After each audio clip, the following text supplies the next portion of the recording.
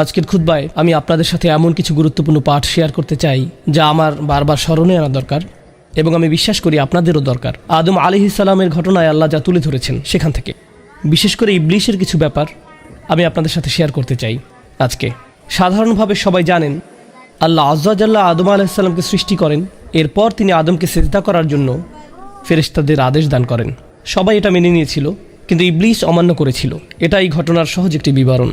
অধিকাংশ মানুষ এর সাথে পরিচিত, কিন্তু কোরআনের এমন কিছু গুরুত্বপূর্ণ বিস্তারিত বিবরণও এসেছে যা বাদ পড়ে যায় যখন আপনি ঘটনাটি নিয়ে এভাবে সংক্ষেপে চিন্তা করেন।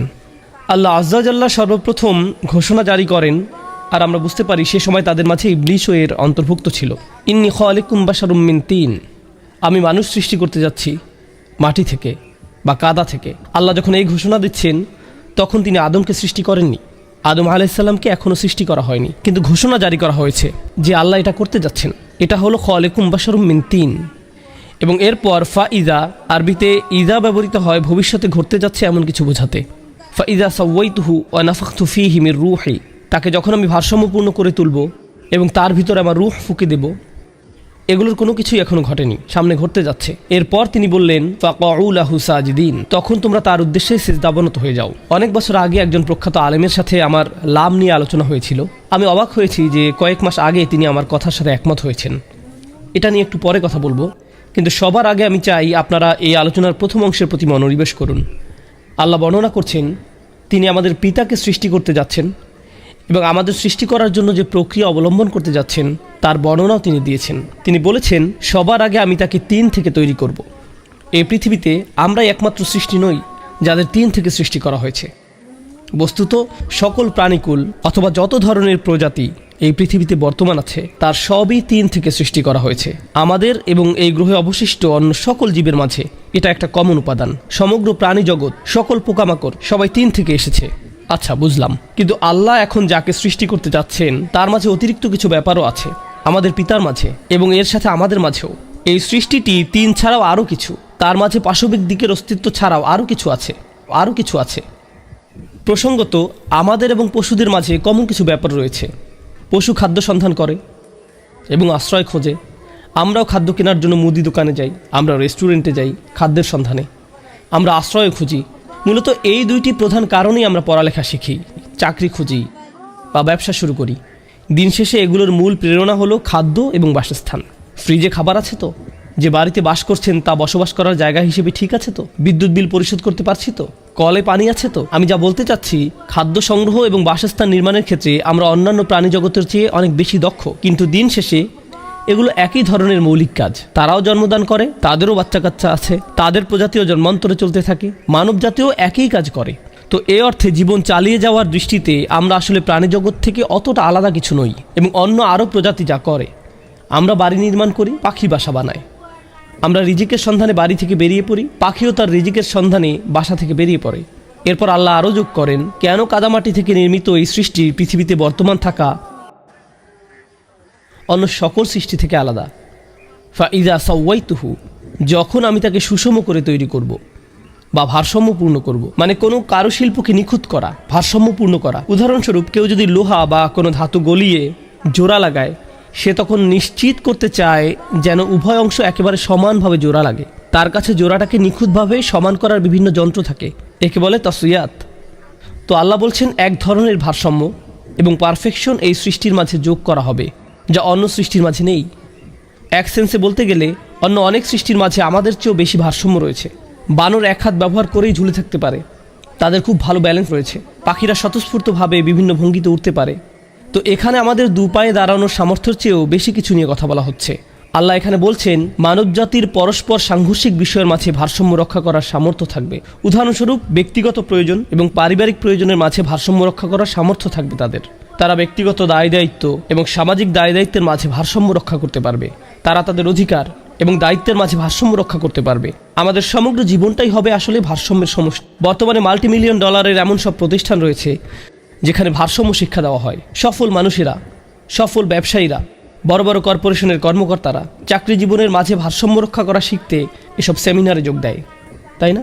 ব্যালেন্স অর্জন করতে। আল্লাহ বলছেন এই মানুষের এমনভাবে জীবনযাপন করার সামর্থ্য থাকবে যে জীবন হবে সব দিক থেকে সমান, ভারসাম্যপূর্ণ। আল্লাহ বর্ণনা করছেন ভারসাম্য রক্ষা করার এই গুণটি মানুষের অন্যতম একটি মহৎ গুণ হবে, যা তাকে বিস্ময়কর করে তুলবে। তাহলে প্রথমত তিনি মানুষকে অন্য সব প্রাণীর মতো করে সৃষ্টি করেছেন, তারপরে এই মানুষের সব কিছুর মাঝে ভারসাম্য রক্ষা করার চমকপ্রদ এক গুণ থাকবে। এই সব কিছুর উপরে ওয়ানাফাখতু ফীহি মির রূহি। প্রসঙ্গত আরও সামনে এগিয়ে যাওয়ার পূর্বে ভারসাম্য নিয়ে আরেকটি কথা বলতে চাই। ভারসাম্য হলো আমাদের আবেগ, অনুভূতি এবং চিন্তা শক্তির মাঝে। এর মানে কি? চলুন একটি ব্যাখ্যা করি। ক্ষুধার্ত কুকুর সামনে কোনো খাবার দেখলে এর প্রতি ঝাঁপিয়ে পড়ে এবং কামড় বসিয়ে দেয়। সে ফলাফল নিয়ে চিন্তাভাবনা করে না। এখানে আছে শুধু অন্তরের ইচ্ছা, আর কিছু না। কিন্তু মানুষ লোভনীয় কিছু একটার দিকে তাকিয়ে বলতে পারে, না এটা অবৈধ, না ওইটা হারাম, না এটা করা যাবে না। তার বিবেক বুদ্ধির কর্মতৎপর হয়ে ওঠে। সে ফলাফলের কথা ভেবে থেমে যেতে পারে, ইতিমধ্যে দেরি করে ফেলেছেন, এখন আবার রাস্তায় লাল বাতি। এমন সময়ও ভারসাম্য রক্ষা করার সামর্থ্য আপনার আছে। তাড়াতাড়ি অফিসে যাওয়ার আগ্রহ যেমন আছে, ঠিক তেমনি আইন মেনে চলার বুঝও আপনার আছে। আমরা আমাদের চিন্তা এবং আবেগের মাঝে ভারসাম্য রক্ষা করে চলতে পারি, অন্য সৃষ্টির মতো নয়, যারা কোনো একটা আবেগ জাগ্রত হলেই তা পূর্ণ করার জন্য ঝাঁপিয়ে পড়ে, প্রতিক্রিয়া দেখায়। কিন্তু আমরা ফলাফল নিয়ে ভাবতে পারি, দীর্ঘমেয়াদী চিন্তা করতে পারি, আমরা নিজেদের থামিয়ে দিতে পারি, ভারসাম্য রক্ষা করে চলতে পারি। কোরআনে আমাদের বুদ্ধির নামও ঠিক এভাবে এসেছে, আল হিজর, আন্নুহা। আমাদের বুদ্ধির বর্ণনা দিতে এই শব্দগুলো ব্যবহার করা হয়েছে। হিজর মানে শিলা, পাথর, কারণ পাথর সামনে এগিয়ে যাওয়ার ক্ষেত্রে বাধা তৈরি করে। আর নুহা মানে প্রতিনিষেধ, কারণ আমাদের বুদ্ধি আমাদেরকে বোকার মতো কিছু করতে বাধা দান করে, এটি প্রতিবন্ধকতা সৃষ্টি করে। কখনো কখনো আমি আপনি অতিরিক্ত আবেগতাড়িত হয়ে বোকার মতো কোনো সিদ্ধান্ত নিয়ে ফেলি, বা আমরা এমন কিছু বলে ফেলি যা আমাদের বলা উচিত না, বা এমন কিছু করে ফেলি যা করা উচিত না। আমরা আমাদের আবেগকে ভারসাম্যহীন হতে দিয়েছি। আল্লাহ আজ্জা জাল্লা এখানে বলছেন, এমন সব মুহূর্তে ভারসাম্য রক্ষা করার বিস্ময়কর সামর্থ্য মানুষের থাকবে। এরপর তিনি বলেন, ওয়ানাফাখতু ফীহি মির রূহি, আর তার ভিতরে আমার রূহ ফুঁকে দিব। অর্থাৎ রূহ, যা আল্লাহ বিশেষভাবে ডিজাইন করেছেন এই মানুষের জন্য, বিশেষ আধ্যাত্মিক সম্পর্ক, বিশেষ জিনিস যা এই মানুষকে অনন্য উপায়ে মানুষকে আল্লাহর সাথে সম্পর্কযুক্ত করবে, অসাধারণ শক্তিশালী উপায়ে। আর এই জিনিসটাই মানুষের ভেতরে থাকবে। তো এই রূহ মানুষের ভেতরে থাকবে, অন্যান্য প্রজাতি বা প্রাণীর মতো নয়। বিশেষ ধরনের এক আধ্যাত্মিক আলো মানুষের ভিতরে থাকবে। সুতরাং মানুষকে সৃষ্টি করা হয়েছে তিনটি জিনিসের সমন্বয়ে। তাকে মাটি থেকে তৈরি করা হয়েছে, তাকে ভারসাম্য সহ তৈরি করা হয়েছে, এবং তাকে রূহ দিয়ে সৃষ্টি করা হয়েছে। তিনটি উপাদান আল্লাহ বর্ণনা করেছেন এই আয়াতে। আর তিনি ফেরেশতাদের এগুলো জানিয়ে দিয়েছেন যে এই তিনটি অংশ মানুষকে বিস্ময়কর করে তুলবে। লাহু সাজিদিন, তখন তোমরা সিজদাবনত হয়ে যাও। আল কোরআনে যদি সিজদার উল্লেখ নিয়ে অধ্যয়ন করেন, সমগ্র কোরআনে যদি অনুসন্ধান চালান যে কোথায় আল্লাহ সিজদা নিয়ে কথা বলেছেন, সিজদা নিয়ে কথা বলেছেন তখন যখন বিস্ময়কর কিছু ঘটে, যখন কোনো মিরাকল ঘটে, যখন জাদুকরেরা দেখলো যে মূসা আলাইহিস সালামের লাঠি সাপে পরিণত হয়ে গেল এবং খেয়ে ফেললো। মা ইয়াফিকুন, তারা যা কিছু বানিয়েছিল তার সব কিছু তারা নিজেদের আর থামিয়ে রাখতে পারেনি, তারা সিজদায় অবনত হয়ে গেল। যখন খ্রিস্টানরা রাসূল সাল্লাল্লাহু আলাইহি সাল্লামের সাথে সাক্ষাৎ করতে এলো, তারা কোরআনের তিলাওয়াত শুনলো, তারা আ'য়ুনুহুম তাফিদু মিনাদ দাম'i, তুমি দেখবে তাদের চোখ অশ্রুতে ভেসে যাচ্ছে। ইয়াখিরুনা লিল আযকানি সুজদা, তখন তারা সিজদায় লুটিয়ে পড়ে, কারণ তারা কোরআনের অলৌকিকতায় এতটাই অভিভূত হয়ে পড়েছিল। রাসূল সাল্লাল্লাহু আলাইহি সাল্লামের সিরাতে একটি ঘটনা আছে, কাফিররা শুনছিল, তারা কোরআনে বিশ্বাস করে না, তবুও তারা শুনছিল। আনজারতুকুম সাইকাতান মিসলা সাইকাতি আদিন ওয়া সামুদ, যখন আয়াত অবতীর্ণ হলো, আমি তোমাদের বজ্রপাতে ধ্বংস হওয়ার সতর্ক করছি, আজ সামুদ জাতির নিকট আসা বজ্রপাতের ন্যায়। তারা নিজেদের থামিয়ে রাখতে পারেনি, তারা সিজদায় লুটিয়ে পড়ে। কোরআন বারবার বর্ণনা করছে, যখন বিহবল কিছু ঘটে, যখন অবিশ্বাস্য কিছু ঘটে যা আল্লাহ ঘটান আর যা কেবল আল্লাহর পক্ষেই ঘটানো সম্ভব, তখন মানুষ আল্লাহর শক্তিমত্তাকে এতটাই উপলব্ধি করে যে তাদের উভয় হাঁটু ভাঁজ হয়ে যায়, অহংকার ধূলিসাৎ হয়ে যায়। আর এই কপাল যা আমাদের অহমিকা বহন করে, মাটিতে লুটিয়ে পড়ে। ঐতিহাসিকভাবে সকল সংস্কৃতিতে এই কপাল হলো দাম্ভিকতার জায়গা। এজন্য রাজারা কপালে মুকুট পরেন, কবজিতে না। এখনকার সময় অবশ্য মানুষ উচ্চ স্ট্যাটাসের চিহ্ন হিসেবে হাতে দামি ঘড়ি পরে, কিন্তু ঐতিহাসিকভাবে সকল সংস্কৃতিতে অহংকার প্রকাশের স্থান কোনটি? কপাল। যা কপালে পরা হয়, পাগড়ি কপালে পরা হয়, মুকুট কপালে পরা হয়, এর মাধ্যমে আপনার পদমর্যাদা প্রকাশ পায়। আজকের দুনিয়াতেও এমন কিছু দেশ আছে যেখানে নির্দিষ্ট ধরনের পাগড়ি আছে, যেটা শুধু স্থানীয়দের জন্য নির্ধারিত। আপনি যদি পরেন, ঝামেলায় পড়ে যাবেন। আপনি অন্য রঙেরটা পরতে পারবেন, কিন্তু তাদের রঙেরটা পরতে পারবেন না, এটা তাদের রং। এই কপাল আমাদের গৌরব প্রকাশের স্থান, আমাদের সামাজিক পদমর্যাদা প্রদর্শনের স্থান। এই সমস্ত কিছু মাটি হয়ে যায় যখন আপনি আল্লাহর ক্ষমতা উপলব্ধি করতে পারেন, তখন সাথে সাথে সিজদায় লুটিয়ে পড়েন। কোরআন এই ব্যাপারটাই বারবার তুলে ধরেছে। আল্লাহ এখানে সমস্ত ফেরেশতাদের নিকট দাবি জানাচ্ছেন। ফেরেশতাদের একটা ব্যাপার মনে রাখা গুরুত্বপূর্ণ, ফেরেশতারা যে শুধু দৃশ্যমান বাস্তবতা দেখতে পায় তাই নয়, তারা তো অদৃশ্য জগতের এক সৃষ্টি, যা আমাদের নিকট অদৃশ্য, যেমন আল্লাহর আরশ, আমাদের নিকট যা অদৃশ্য যেমন জিন জাতি, আমাদের নিকট যা অদৃশ্য যেমন মহাবিশ্বের গোপন বিষয়। এর অনেক কিছুই ফেরেশতারা দেখতে পান। তারা আকাশগুলোর ভিতর দিয়ে ভ্রমণ করেন। তো আমরা হয়তো একটি পর্বত দেখে চমৎকৃত হয়ে যাই, বা সমুদ্র দেখে, বা ঝর্ণা দেখে দৃশ্যমান জগৎ আমাদের অভিভূত করে ফেলে। কেউ যখন মহাবিশ্ব নিয়ে অধ্যয়ন করে আর ইলেকট্রন মাইক্রোস্কোপ দিয়ে দেখে, তারা দৃশ্যমান মহাবিশ্বের বিশালতা দেখে হতভম্ব হয়ে যায়। ভাবতে পারেন, দৃশ্যমান মহাবিশ্বের সাথে সাথে যারা অদৃশ্য জগৎ দেখছেন, আল্লাহ যা করেন তা দেখে কতটা অভিভূত তারা। উপরন্তু তারা আল্লাহর সাথে যোগাযোগ করতে পারেন। আল্লাহ সরাসরি ফেরেশতাদের সাথে কথা বলেন। তাদের আল্লাহর সাথে উভয় দিক থেকে যোগাযোগ আছে। আর আল্লাহ তাদেরকে বলছেন, এই সৃষ্টিটি এতই বিস্ময়কর যে সুবিশাল মহাবিশ্ব তিনি সৃষ্টি করেছেন, যত কিছু তিনি রেখেছেন, এই অত্যাশ্চর্য দৃশ্যমান এবং অদৃশ্য কাউন, তিনি বলছেন এই সব কিছুর মাঝে এই একটি সৃষ্টি এতই শক্তিশালী যে তোমাদের প্রত্যেকেরই বিস্ময় অভিভূত হয়ে যাওয়া উচিত তিনি যেভাবে আদমকে সৃষ্টি করেছেন তা দেখে, যে তোমরা সিজদায় লুটিয়ে পড়ো। তোমাদের হতভম্ব হয়ে যাওয়া উচিত আল্লাহর এই অত্যাশ্চর্য সৃষ্টি দেখে, হতভম্ব হয়ে যাওয়া উচিত। এবং এর ফলে আল্লাহর সকল ফেরেশতা, ফাসাজাদাল মালাইকাতু কুল্লুহুম আজমাউন, তাদের সবাই একসাথে সিজদায় লুটিয়ে পড়ল। ব্যাপারটা হলো, যখন মূসা আলাইহিস সালামের লাঠি দিয়ে মিরাকল ঘটল, তখন কয়েকজন জাদুকর সিজদায় লুটিয়ে গেল। যখন কিছু মানুষ কোরআন শুনল, কিছু অবিশ্বাসী সিজদায় পড়ে গেল, বা কিছু খ্রিস্টান সিজদায় পড়ে গেল। আপনি কিছু মানুষের সিজদায় পড়ে যাওয়ার উল্লেখ পাবেন, কিন্তু এই ঘটনায় আপনি পাচ্ছেন আল্লাহ যত ফেরেশতা সৃষ্টি করেছেন সকলকে সিজদায় পড়ে যাওয়ার আদেশ দেওয়া হয়। কি বিশাল এক মিরাকল, কি বিস্ময়কর এক ব্যাপার ছিল আদম আলাইহিস সালামের সৃষ্টি। কতটা শক্তিশালী এই সৃষ্টি। যদি এটা নিয়ে গভীরভাবে ভেবে দেখেন, আবার বলছি, আদম আলাইহিস সালামকে এখনো সৃষ্টি করা হয়নি। এটা ছিল শুধু ঘোষণা। কেন তোমরা এতটা অবাক হয়ে পড়বে? কেন তোমরা এতটা বিস্ময়াভিভূত হয়ে পড়বে? কোন কারণে এই সিজদা? কেন তারা তাদের চেহারা নত করে দিবে? ঠিক এই তিনটা জিনিসের কারণে। ইন্নী খালিকুম বাশারুম মিন তিন ফাইযা সাওয়াইতুহু ওয়া নাফাখতু ফীহি মির রূহ। এরপর এসেছে ফা, এটি হলো ফা সাবাবিয়া, অর্থাৎ সেই জন্য বা সেই অনুসারে সিজদায় পড়ে যাওয়া। ফা এখানে সাবাবিয়া হতে পারে। এই মতে তোমরা তার সামনে সিজদায় পড়ে যাও। এখন এই ঘোষণাটি জারি করা হলো। আমরা জানি ইবলিশও ঘোষণাটি শুনল। সে যদি এই ঘোষণা শুনে থাকে, সেও জানে আদমকে সৃষ্টি করা হয়েছে তিনটি জিনিসের সমন্বয়ে। আমি বারবার তিনটি জিনিসের কথা উল্লেখ করছি, কারণ যেন এটা আপনাদের মাথায় একেবারে বদ্ধমূল হয়ে যায়। তিনটি জিনিস। আর আমরা জানি আল্লাহ আমাদের বলছেন, যখন সে সিজদা করতে অস্বীকৃতি জানালো, সে আল্লাহর দিকে ফিরে এভাবে বলেনি, খলাকতানি মিন নারিন ওয়া খলাকতাহু মিন তিনিন ওয়া সাওয়াইতাহু ওয়া নাফাখতা ফীহি মির রূহিকা। সে এটা বলেনি। সে শুধু বলেছিল, আপনি আমাকে আগুন থেকে সৃষ্টি করেছেন, তাকে কাদা থেকে সৃষ্টি করেছেন। এটা শুধু তিনটা বিষয়ের একটা মাত্র। আরও দুইটি জিনিস তো বাকি আছে। সে বাকি দুইটা সম্পর্কেও সে জানতো। সে তাসবিয়াহ তথা মানুষের ভারসাম্য সম্পর্কে জানতো। সে মানুষের ভেতরে ফুঁকে দেওয়া রূহ সম্পর্কেও জানতো। কিন্তু ইবলিস আল্লাহর নিকট অভিযোগ করার সময় এমনভাবে অভিযোগ করলো যেন বাকি দুইটা সম্পর্কে সে অজ্ঞ। কিন্তু সে জানে, তার পূর্ণ জ্ঞান ছিল। এই গুরুত্বপূর্ণ বিষয়টা আমি এই সংক্ষিপ্ত খুতবায় তুলে ধরতে চাই।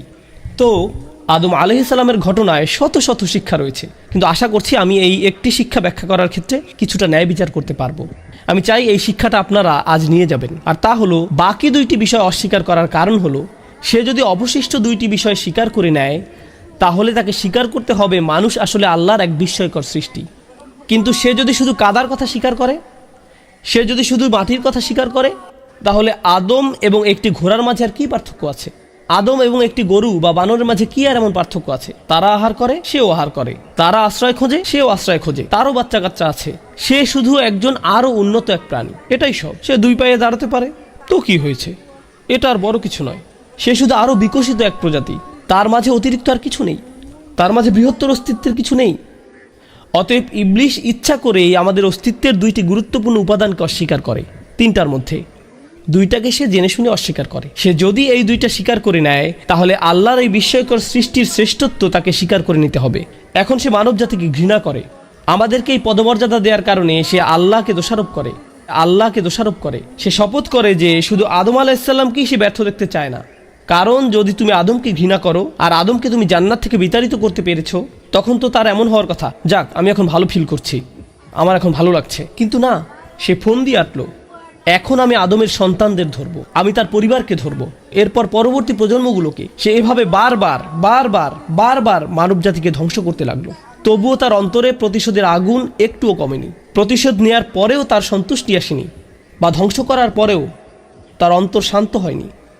তো এখন ব্যাপারটা হলো, কিভাবে সে মানব জাতিকে ধ্বংস করে? সে আমাদের ধ্বংস করতে অনেক কিছু করে। তার কর্মপদ্ধতির মাঝে অন্যতম একটি হলো, এখন আমি আমার খুতবার মূল বিষয়বস্তু নিয়ে কথা বলতে যাচ্ছি।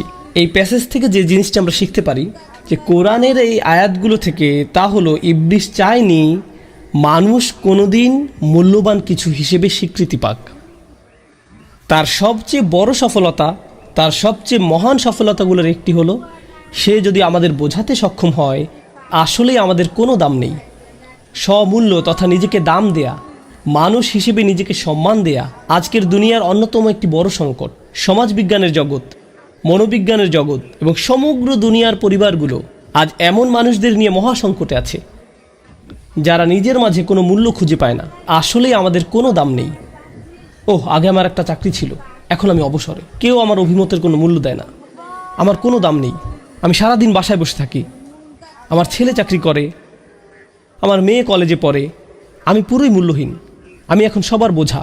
এভাবে একজন বৃদ্ধ বাসায় বসে বসে নিজেকে মূল্যহীন ভাবতে থাকে। আমার এখন মসজিদ আর বাসায় আসা যাওয়া ছাড়া কোনো কাজ নেই। নিজের ভিতরে এক ধরনের স্বমূল্যের অভাব সবসময় আমার ভিতরে কাজ করে। যদি মরে যেতাম কতই না ভালো হতো। তার মাথায় এই চিন্তাগুলো সবসময় ঘুরপাক খেতে থাকে, মুখ ফুটে বলে না, এমনকি কখনো কখনো বলে ফেলে। একজন যুবক ছেলেও সে বলে, আমার ভাই ভার্সিটি থেকে অনার্স মাস্টার্স শেষ করেছে, আমার চাচাতো ভাই বড় চাকরি করে, সবাই জীবনে উন্নতি করেছে, অমুকে বিয়ে করেছে, আর আমাকে দেখো, আমার কিছুই নেই, আমি এগুলোর কিছুই অর্জন করতে পারিনি। আমি জীবনে অনেক সময় নষ্ট করেছি, আমার এটা করা উচিত ছিল, ওটা করা উচিত ছিল, সবাই বলছে আমি জীবনে পরাজিত, আমি তো সত্যিই পরাজিত। ইবলিস চায় মানুষজন আপনাকে এমন সব কথা বলুক, আশেপাশের মানুষেরা তারা এমন সব কথা বলবে যার ফলে আপনার নিজেকে মূল্যহীন মনে হবে। আর ওই মানুষগুলো এমনকি বুঝেও না যে তারা এই ক্ষতিটা করছে, এটা তাদের মাথায়ও আসে না, কিন্তু তাদের এই কথাগুলো আপনার জীবনে ব্যাপক প্রভাব ফেলছে। আপনি তখন ভাবতে শুরু করেন, সম্ভবত আমার কোনো দাম নেই। একবার যখন এভাবে নিম্নমানের আত্মসম্মানে ভোগেন, নিজেকে যথাযথ মূল্য না দিয়ে থাকেন, তখন সব সময় মনে হবে একমাত্র যে উপায়ে আমি কিছুটা মূল্য পেতে পারি তা হলো যদি অন্য কেউ আমাকে দাম দেয়, আমার কোনো কিছুতে যদি অন্য কেউ সমর্থন দেয়, তবেই আমার কিছুটা দাম আছে। তাই আমি কি করব? আমি নিজের একটা ছবি তুলব, তারপর সব ফিল্টার অনেকবার পরিবর্তন করে অনলাইনে পোস্ট করব, তারপর অপেক্ষা করব কেউ যদি লাইক দেয় বা লাভ চিহ্ন দেয়, অন্ততপক্ষে মাশাআল্লাহ বা কোনো একটা কমেন্ট। কারণ কেউ যদি দেয়, যাক আমার কিছুটা দাম আছে। আচ্ছা এখন কি করব? আমার তো দাম দরকার, কারণ আমি আবার মূল্যহীন হয়ে পড়ছি। আমি গত 2 দিনে কিছুই পোস্ট করিনি, আমাকে আবার শুরু করতে হবে। আমি আবার নিজেকে মূল্যবান মনে করতে চাই। নিজের মাঝে যদি নিজের মূল্য খুঁজে না পান, তখন আপনি নিজের মূল্য কোথায় খুঁজবেন? অন্য কোথাও, অন্য কারো কাছে। সব সময় অন্য কারো সমর্থনের আশায় থাকেন, সব সময় অন্য কারো প্রশংসার সন্ধানে থাকেন। তুমি তো কিছু বললে না, তোমার কি মনে হয় আমার কি করা উচিত? এই ব্যাপারে তোমার কি মনে হয়? এই ব্যাপারে তোমার কি কি অভিমত আছে? সব সময় আরেকজনের মতামত তালাশ করে বেড়ান, কারণ এছাড়া নিজের কোনো দাম নেই। আবার নিজের ব্যাপারে ভয় পেয়ে যান। আপনার আত্মসম্মান যদি খুব নিম্নমানের হয়, তখন নিজের অধিকারগুলো আদায় করার জন্য সাহস খুঁজে পাবেন না। মানুষ আপনার সাথে অন্যায় এবং অপমানমূলক আচরণ করলেও মনে মনে ভাববেন, আমি তো এমন আচরণেরই যোগ্য, আমি তো এমনিতেই আবর্জনা, এর চেয়ে খারাপ আচরণ পাওয়ার যোগ্য আমি। আরও খারাপ ব্যাপার হলো, ইবলিস আপনার আশেপাশের মানুষদের কাছে এসে বলবে, তাকে অমুক কথাটা বলো, আমি একটা কুকুরের সাথেও এর চেয়ে উত্তম আচরণ করি, কিন্তু তুমি তো এর থেকেও মন্দ আচরণ পাওয়ার যোগ্য, তাই আমার এতটুকু আচরণেও তোমার খুশি হওয়া উচিত, তোমার নিজেকে ভাগ্যবান মনে করা উচিত। বারবার এমন কথা শুনতে থাকলে কি হয়? আপনিও এগুলো মেনে নিতে শুরু করেন, কারণ মানুষ শুরুতে কিছু একটা প্রত্যাখ্যান করলেও যথেষ্ট সময় ধরে এগুলো শুনতে থাকলে এক সময় এর দ্বারা প্রভাবিত হতে শুরু করেন। আপনি তখন নিজেকে ওইভাবে দেখতে শুরু করেন। আপনি তখন শুধু অন্যদের প্রতি নয়, নিজের প্রতিও এক ধরনের ঘৃণা জন্মাতে শুরু করেন। নিজের প্রতি রাগ সবসময় এমনভাবে প্রকাশ পায়, আমার মতামতের কোনো দাম নেই, সবার মতের দাম আছে, আমার কথার কোনো মূল্য নেই, সবার কথার মূল্য আছে, আমার উপস্থিতি একটা বোঝা স্বরূপ, আমার কাউকে কিছু দেওয়ার নেই। নিজেকে নিয়ে যদি এভাবে ভাবতে শুরু করেন, তাহলে এটা আপনার উপর শয়তানের বিশাল এক বিজয়। কারণ শয়তান তখন বলে, আমি তো ঠিক এটাই বলেছিলাম সব সময়, মানুষ শুধুই কাদামাটি, তাকে দেখো কোথায় তার ভারসাম্য, কোথায় তার রূহ। আর আল্লাহ কি করলেন? আমি আর আপনি এই পৃথিবীতে আসার আগেই আমাদের পিতাকে যা দেয়া হয়েছিল, তার সন্তান হিসেবে আমাদেরকেও সেগুলো দেয়া হয়েছে। 3টি জিনিস, মাটি থেকে আমাদের শরীর, তাসবিয়া তথা ভারসাম্য, এবং আমাদের রূহ। আল্লাহ তার সকল সৃষ্টির উপর আমাদের সম্মানিত করেছেন। সকল সৃষ্টি আমাদেরকে আল্লাহর একটি মিরাকল হিসেবে দেখে। সকল সৃষ্টি আমাদেরকে আল্লাহর একটি মিরাকল হিসেবে দেখে। সকল ফেরেশতাদের সিজদা পাওয়ার যোগ্য। আল্লাহর এক সম্মানজনক সৃষ্টি, আল্লাহর এক আশ্চর্যজনক সৃষ্টি। তো এখন মহাবিশ্বের ফেরেশতারা আপনাকে দেখে মুগ্ধ, কিন্তু আপনি নিজের মাঝে মুগ্ধ কিছুর অস্তিত্ব খুঁজে পান না। নিজেকে আপনার মূল্যহীন মনে হয়। আল্লাহ কোরআনে বলছেন, ওয়ালাকাদ কাররামনা বানি আদম, আর আমি তো আদম সন্তানদের সম্মানিত করেছি, আমি তো আদম সন্তানকে মর্যাদা দান করেছি। জানেন এই আয়াতটি আমাকে কি শিক্ষা দিচ্ছে? অন্য কারো কাছে আমাকে নিজের মূল্য খুঁজতে হবে না। কাজটি আমি ভালোভাবে সম্পাদন করেছি কিনা সেটা আমাকে চেক করে দেখতে হবে। তরকারিটা ভালোভাবে রান্না করেছি তো? এই শিক্ষাটিকে কিভাবে নেবেন না জানেন? আমার কারো অভিমতের এখন আর কোনো দরকার নেই। এখন আমি আমার বাসায় যাব আর সব লবণ তরকারিতে ঢেলে দেব, তারপর রান্না করব। রান্নাটা কেমন হয়েছে কারো অভিমতের আমি কোনো পরোয়া করি না, কারণ আল্লাহ আমাকে সম্মানিত করেছেন। আমি এটা বলছি না, আমি কোনোভাবেই এই শিক্ষাটা দিচ্ছি না। আমাদের অবশ্যই পরস্পরের কাছ থেকে সংশোধন দরকার। প্রসঙ্গত, যখন নিজেকে মূল্যবান মনে করবেন তখন সমালোচিত হলে অপমানিত বোধ করবেন না। যখন সত্যিকার অর্থে নিজেকে সম্মান দিতে শিখবেন তখন উপলব্ধি করবেন যে কেউ যদি আমার সমালোচনা করে বলে, এই যে ভাই আপনি এটা ভুল বলছেন, আপনার অমুক ব্যাপারটা আরও ভালো হওয়া দরকার, অথবা ওইটা আরও ভালো হতে পারত, তখন তারা আসলে আমার উপকার করছে। আমার কাছে মনে হচ্ছে না যে আমি অপমানিত হয়েছি, কারণ আমার যদি খুব নিম্নমানের আত্মসম্মান থাকে তখন সমালোচনাকে মনে হয় আমাকে যেন আরও নিচে নামিয়ে দেওয়া হলো। কিন্তু আপন অন্তরে যদি নিজের দাম থাকে তখন এমন অনুভূতি আর তৈরি হয় না। তখন সংশোধন এবং সমালোচনাকে আপনি সুযোগ হিসেবে দেখবেন, আরও উত্তম হওয়ার একটা সুযোগ। এটাকে তখন আর অপমান মনে হবে না। এটা হলো সমীকরণের একটা দিক।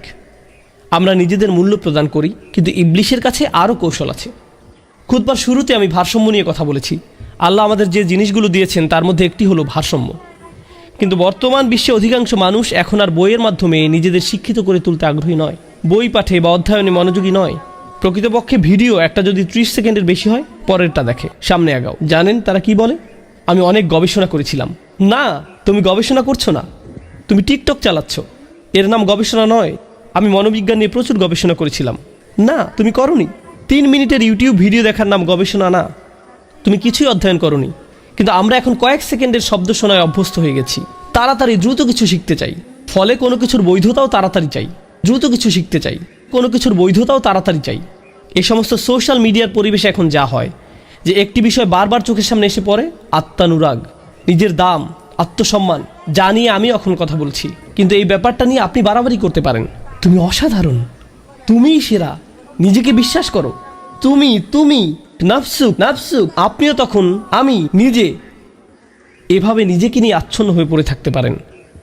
কিছু কিছু পিতামাতারা বাচ্চাদের এমন বানিয়ে ফেলেন, তুমিই সেরা, তুমিই শ্রেষ্ঠ, সব সময় তুমিই হলে রাজকন্যা। 4 বছরের ছোট মেয়েকে বলে, তুমি আমার রাজকন্যা, অন্য সবাই অসুন্দর, তুমিই সেরা সুন্দরী। এরপর এই ছোট বাচ্চাটা একটা দৈত্যে পরিণত হয়। স্কুলে গিয়ে বলে, শোনো সবাই, রাজকন্যা চলে এসেছে, সবাই আমার আংটিতে চুমু দাও। এভাবে সে নিজের সম্পর্কে অযথা উচ্চ ধারণা গড়ে তোলে। আমাদের মূল্য, আমাদের দাম আল্লাহর সামনে এমন কিছু যা আমাদের বিনয়ী করা উচিত। আল্লাহ আমাকে এত উচ্চ পদমর্যাদা দান করেছেন, আমার উচিত এই পদমর্যাদাকে কাজে নিয়োগ করা। আপনাদের নিকট একটি উপমা উপস্থাপন করছি। কল্পনা করুন, নিজের উপর কোনো আস্থা ছিল না আপনার, আপনাকে অতটা যোগ্য মনে করেননি, কিন্তু তবু একটা চাকরির জন্য আবেদন করলেন। এমনিতেই আবেদন করলেন, মনে মনে বলছেন, আমি নিশ্চিত ওরা আমাকে নিবে না। কিন্তু ওদের কাছ থেকে একটা কল এলো, ওরা আপনাকে নির্বাহী পদে নিয়োগ দিতে চায়, অনেক উপরের পদে। আপনি তো নিজের সম্পর্কে জানেন, আমি এই চাকরির জন্য মোটেই যোগ্য না। কিন্তু যাই হোক, ওই পদে আপনার নিয়োগ হয়ে গেল। আমি চাই আপনারা এটা নিয়ে চিন্তা করুন। আমি নিজেও চিন্তা করতে চাই, আমার মাথায় তখন কোন চিন্তাগুলো ঘুরপাক খাচ্ছে। আমি কি ভাবছি? হ্যাঁ, বস এসে গেছে, সবাই সাবধান হও, ওইটা আমার চেয়ার। নাকি ভাবছেন, আমাকে এত বড় এক পদ দেওয়া হলো, নিজের ভালো চাইলেই তাদের প্রত্যাশা অনুযায়ী আমার কাজ করা উচিত, ব্যাপারগুলো দ্রুত বুঝে নেওয়া উচিত, নিজেকে দ্রুত খাপ খাইয়ে নেওয়া উচিত। যে দায়িত্ব আমাকে দেওয়া হয়েছে একে সম্মান জানানো উচিত, যেন আমি নিজের যোগ্যতা তাদের দেখাতে পারি। অতএব প্রথমে আপনাকে পদমর্যাদা দেওয়া হয়েছে, এমনকি নিজের যোগ্যতার প্রমাণ দেওয়ার আগেই বিশুদ্ধ দৃষ্টিভঙ্গি হবে আমাকে তাদের প্রত্যাশা অনুযায়ী কাজ করতে হবে। ভালো লাগুক বা না লাগুক, আমার জন্য উত্তম হবে কাজে নেমে পড়া। বুঝতে পারছেন? এর উল্টোটা হবে, নিজের যোগ্যতার প্রমাণ না দিয়েই কেউ যদি পদটি পেয়ে যায়, এরপর বলে, এখন কি আর কিছু করতে হবে? আমি তো পদটা ইতিমধ্যে পেয়েই গেছি। এখন আমি এমন সবার দিকে নিচু দৃষ্টিতে তাকাতে পারি যারা এই পদ পায়নি।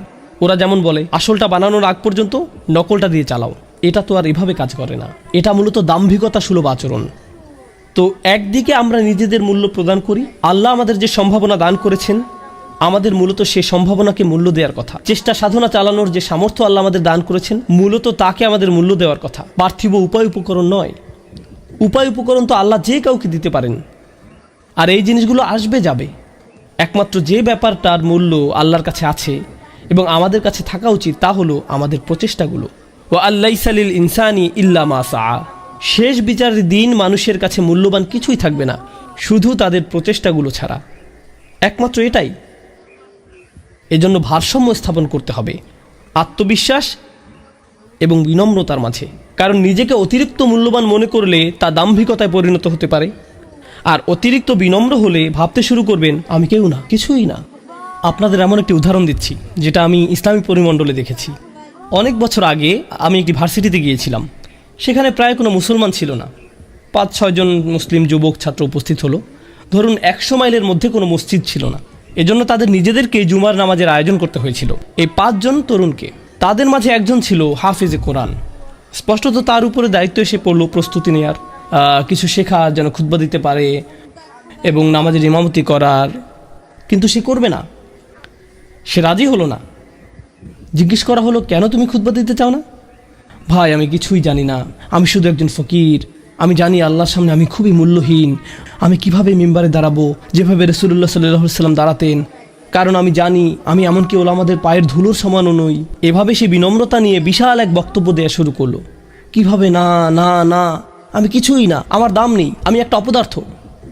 আমি বললাম আমি জানি তুমি একটা অপদার্থ, কিন্তু তবুও ব্যাপারটা হলো তুমি যদি এটা না করো এই ছেলে ইংরেজিতে নামাজের ইমামতি শুরু করবে, সে হাত তুলে বলবে গড ইজ গ্রেট, এরপর সে এইভাবে পড়াবে। তাই তোমাকে এগিয়ে আসতে হবে ভাই। তুমি এমন একটা পরিস্থিতিতে পড়ে গেছো এর সাথে অহংকারের কোনো সম্পর্ক নেই। তুমি আত্মবিশ্বাসের প্রয়োজন আর অহংকারের মাঝে একটা তালগোল পাকিয়ে ফেলেছো। এখন আত্মবিশ্বাস প্রদর্শনের সময়, কিন্তু অতিরিক্ত আত্মবিশ্বাস আবার সমস্যা তৈরি করবে। মনে করুন সে খুতবা দেওয়া শুরু করলো, আর কেউ এসে বলল ভাই এ সপ্তাহে একজন আলেম খুতবা দিবেন। সে তখন উনি কেন আমার স্থান দখল করে নিচ্ছেন, আমি খুতবা দিতে ভালোবাসি, ওনাকে কেন আমার জায়গা দিতে হবে, তাকে কি শনিবারে খুতবা দিতে বলতে পারো না? আমি জানি না বিকল্প আছে কিনা, কারণ আমি প্রধান স্টেজে থাকতে থাকতে অভ্যস্ত হয়ে গেছি। এটা হলো অহংকার। অতএব একদিকে আছে আত্মবিশ্বাস, অন্যদিকে আছে বিনম্রতা, এ দুটোর মাঝে ভারসাম্য প্রতিষ্ঠিত হতে হবে। আল্লাহ আজ্জা জাল্লাহ ঠিক এটাই বর্ণনা করছেন যে মানুষের বিস্ময়কর গুণগুলোর মাঝে এটা হবে অন্যতম। আল্লাহ আমাদের ভেতর এটা স্থাপন করে দিয়েছেন। একদিকে আছে আধ্যাত্মিক জগৎ, অন্যদিকে আছে বস্তুগত জগৎ। একদিকে আছে আত্মবিশ্বাস, অন্যদিকে আছে বিনম্রতা। উভয়ের মাঝে আছে তাসবিয়া। সব সময় এক প্রান্তে আল্লাহ উল্লেখ করছেন কাদামাটির কথা, আর অন্য প্রান্তে রূহের কথা, দুইটি বিপরীতমুখী বৈশিষ্ট্য। আর ঠিক মাঝখানে তিনি ভারসাম্যের কথা উল্লেখ করছেন, ফাইদা সাওয়াইতুহু নাফাখতু ফীহি মির রূহ। সুবহানাল্লাহ। আমাদের সমগ্র জীবন তো এই ভারসাম্য খুঁজে পাওয়ার সংগ্রামে ব্যয়িত হওয়ার কথা। সত্যিকারের মূল্য আমাদের নিজেদের ভিতরে, যেন আমরা অন্য মানুষের মাঝে এটা খুঁজে না ফিরি, বস্তুগত জিনিসের মাঝে খুঁজে না ফিরি, সোশ্যাল মিডিয়ার পোস্টের মাঝে খুঁজে না ফিরি, বা এঙ্গেজমেন্ট বা ফলোয়ারের মাঝে। আমরা নিজের মূল্য নিজের পরিধেয় বস্ত্রের মাঝে না খুঁজি, আমরা যেন মূল্য খুঁজি আমরা আল্লাহ আজ্জা জাল্লাহকে কি কি দিতে পারি তার মাঝে। আপনি যদি একজন বৃদ্ধ মানুষ হয়ে থাকেন বা অবসরপ্রাপ্ত হয়ে থাকেন আর আপনার মনে হয় পৃথিবীকে দেওয়ার মতো আপনার কিছুই নেই, এভাবে চিন্তা করা বন্ধ করুন। আমাদের প্রত্যেকে এই দুনিয়া থেকে বিদায় নেওয়ার দিন পর্যন্ত একজন শিক্ষার্থী। এমন কোনো বয়স নেই যে বয়সে ধর্মীয় শিক্ষা অর্জন বন্ধ করতে হবে। আপনি যত বেশি শিখবেন তত বেশি নিজেকে সমৃদ্ধ করবেন, আর নিজে যত বেশি সমৃদ্ধ হবেন প্রকৃতগতভাবে আপনার চারপাশের দুনিয়াও এতে বেশি সমৃদ্ধশালী হয়ে উঠবে। আরও বেশি প্রজ্ঞা আপনি পৃথিবীকে দিতে পারবেন। এক ব্যক্তি, শেষ এই বিষয়টাই আজ আপনাদের সাথে শেয়ার করব। আমার পরিচিত এক ভদ্রলোক সম্প্রতি মারা গেছেন, এক বয়স্ক লোক, যিনি বহু বছর পূর্বে চাকরি থেকে অবসর নিয়েছেন, এরপর নিজের ঘরেই থাকতেন সবসময়। তিনি তার সমগ্র দিন অধ্যয়ন এবং জ্ঞান অর্জনে, অধ্যাবসায় এবং শেখার কাজে ব্যয় করতেন। যখন তিনি পরপারে চলে গেলেন, তার সন্তানেরা, তার তো আর চাকরি ছিল না, যদি ওনার দিকে দুনিয়াবী দৃষ্টিতে তাকান, উনি ছিলেন পরিবারের জন্য অর্থনৈতিক বোঝাস্বরূপ। তাকে নিয়ে আমরা কি করব, কে তার যত্ন নিবে। কিন্তু পক্ষান্তরে উনি যখন মারা গেলেন, ওনার ছেলেমেয়েরা, ওনার নাতি নাতনিরা, তারা সবাই ওনার কোন কোন ব্যাপারগুলো স্মরণে আনত, যে বিষয়গুলো তিনি পড়তেন এবং সবার সাথে শেয়ার করতেন, যে প্রজ্ঞাপূর্ণ কথাগুলো উনি শেয়ার করতেন, জ্ঞানের এই ছোট ছোট কথাগুলো। আপনি জানেন না, হয়তো তার নাতি নাতনির জীবন পরিবর্তন করে দিতে পারে। আল্লাহ যেমন ইউসুফ আলাইহিসসালাম সম্পর্কে বলেছেন, লাউলা আর রাআ বুরহানা রব্বিহি, ইউসুফ আলাইহিসসালাম সামান্য কিছু উপদেশ শুনেছিলেন তার পিতা ইয়াকুব আলাইহিসসালামের নিকট থেকে। যখন তিনি ছোট ছিলেন, অনেক অনেক বছর ধরে তিনি ইসলামের উপর অটল ছিলেন। তার একমাত্র তারবিয়া ছিল বহু বছর আগে তার পিতার কাছ থেকে শোনা কিছু জ্ঞানগর্ভ কথা, ঠিক না? সুতরাং কোনো ভালো কাজই মূল্যহীন নয়, কোনো ভালো প্রচেষ্টাই মূল্যহীন নয়, কোনো আদম সন্তানই মূল্যহীন নয়। নিজের মাঝে নিজের মূল্য তালাশ করুন, যা আল্লাহ আপনাকে ইতিমধ্যে দান করেছেন। আল্লাহ আজ্জা জাল্লা আমাদেরকে নিজেদের মূল্য বুঝতে সাহায্য করুন, নিজেদের দাম উপলব্ধি করতে সাহায্য করুন, এবং শয়তানকে যেন সুযোগ না দেন আমাকে আপনাকে এমন কেউ হিসেবে দেখার যে মূল্যহীন, অযোগ্য, বা এমন কেউ সবাই যাকে মারিয়ে যাবে অথবা কষ্ট দিবে। আমাদেরকে এই আত্মঘৃণা বন্ধ করতে হবে।